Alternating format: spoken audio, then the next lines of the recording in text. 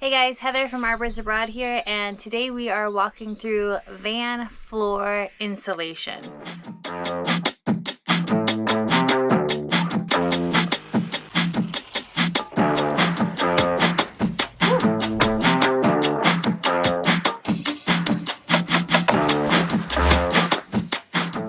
We did a separate video on van floor installation, as in doing the whole floor from start to finish. Today's video is just about the insulation factor in the van.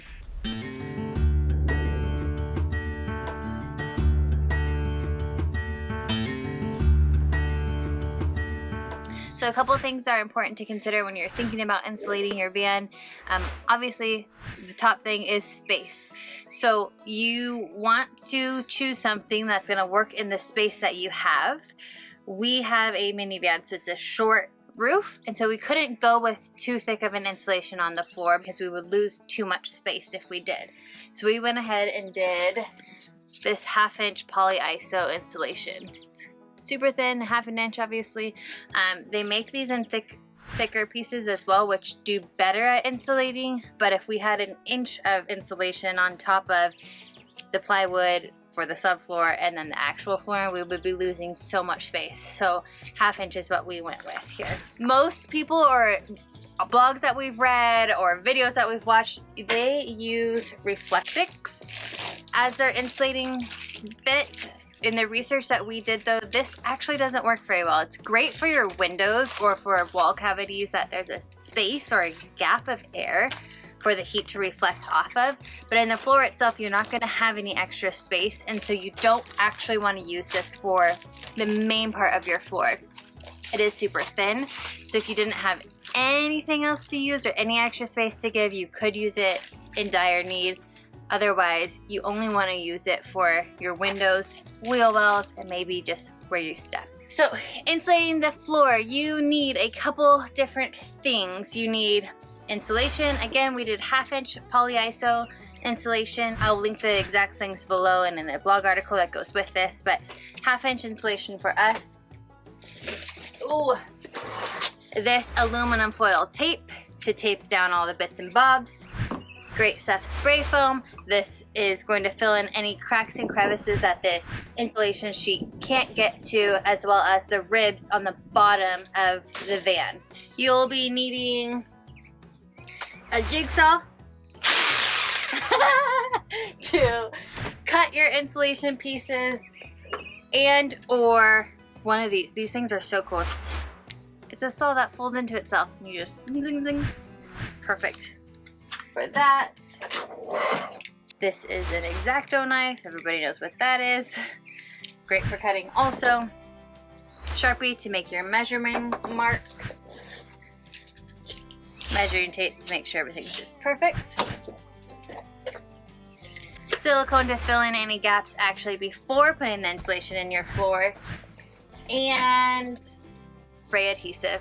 We went ahead with a 77 strength because of COVID. 90 strength is not available anywhere in our area right now. So we did this instead of waiting weeks to get it.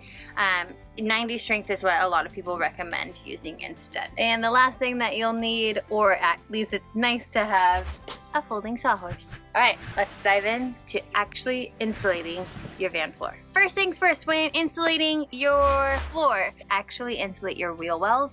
Again, you can use the Reflectix for that project just because it's so rounded. It's such a pain to try and actually get the polyiso insulation around it.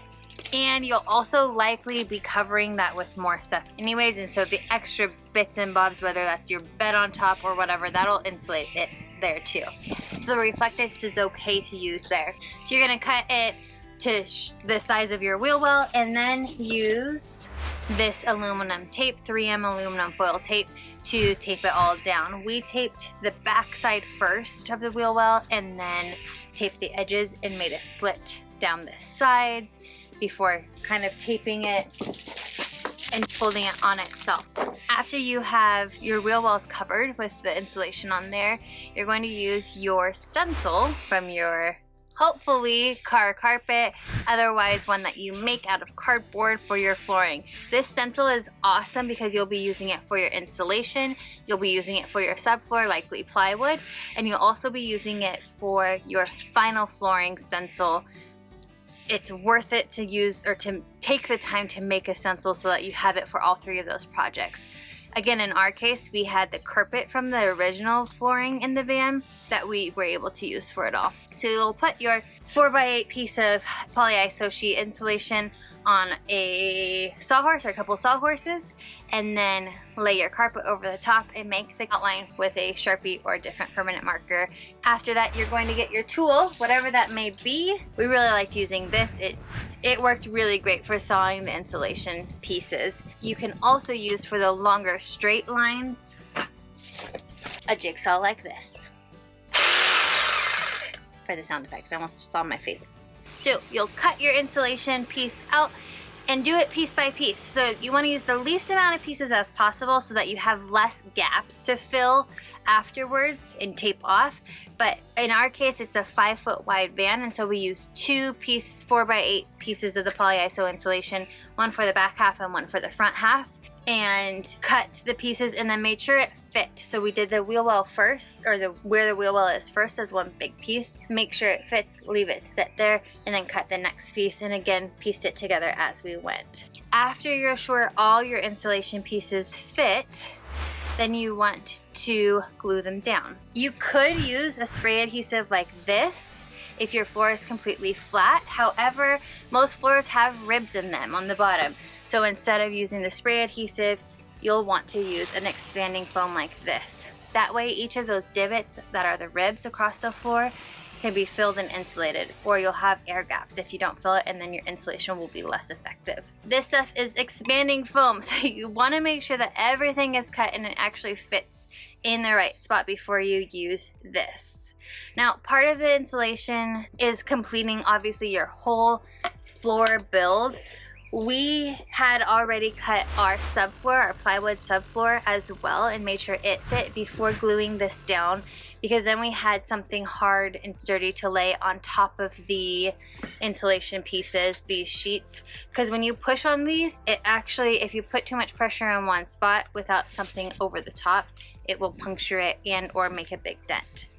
So we had our plywood subfloor already cut to lay on top of the insulation as we were putting the weight on top. That's up to you. You can just put weight on it, but honestly we would recommend having your plywood subfloor cut as well at this point.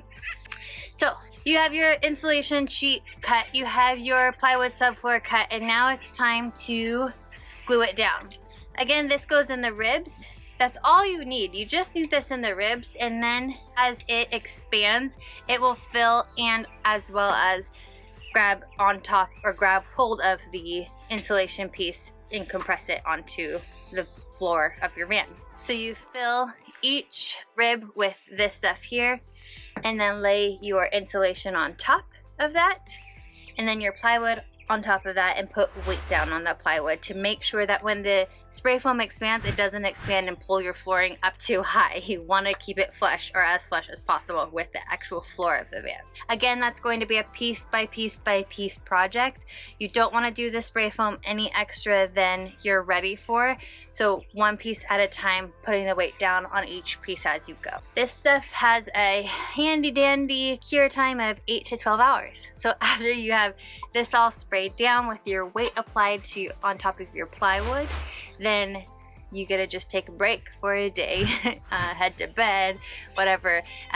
Just keep in mind that it does take 8 to 12 hours to fully cure. The next day when you come back, you take off all the weight, you take off the plywood, being careful not to actually put any pressure on any single spot in your insulation. You could use plywood as we did, kind of moving it around to weigh or balance out our weight as you fill in any gaps and cracks, which is funny because that's exactly what this says, gaps and cracks spray foam. So around the edges of your insulation, in between any insulation pieces, you're gonna put this here. And again, you have to wait an extra 8 to 12 hours to let this cure. And that might seem like it's a waste of time, but it really does make a difference in insulating every little aspect. And you can't do this at the same time you do the other because you don't want to get the plywood stuck to your actual flooring just yet. After this cures for 8 to 12 hours around the outside seals and any gaps and cracks, you're going to then use an X-Acto knife or this tool again here to cut off any excess. So in cutting off the excess, you want to make it flush with all of your insulation that's laying down and now stuck to your van floor, and then cover it with your aluminum foil tape. This stuff works great. It sticks to itself really well, so you want to rip off small pieces at a time so it doesn't roll up and stick to itself and get wasted. And you tape it kind of half on the spray foam and half on the metal frame to create just a nice seal there. Once you tape the seal around all of the edges where you just cut off the spray foam, you also want to make sure that you tape any connecting pieces of the polyiso insulation all the way around your van. And then your insulating of your floor is completely finished and you get to move on to the next two exciting bits, laying your subfloor and your actual flooring of your van, which are pretty quick after the installation is done. If you'd like to see how to install the rest of your floor, go ahead and watch the next video in this series. It is our entire start to finish floor installation for van trails. Oh, my husband just reminded me, don't forget to subscribe, like the video, subscribe. We will be posting videos of every step of our van build process for this 1992 Toyota Previa. And it's not our first go around. We've done this twice now. This is our second van. And we do so much research. We did so much research before we were doing this video and doing our floor. So we're not just making it up as we go. I mean, there obviously is always a little bit of that, but we've done a lot of research leading up to this point. So with that said, don't forget to like and subscribe. If you have any questions, leave them in the comments below. I will be writing a detailed blog post to go along with this. I hope this was as easy as it can be. Don't forget to just sit back and enjoy your handiwork. You're killing it.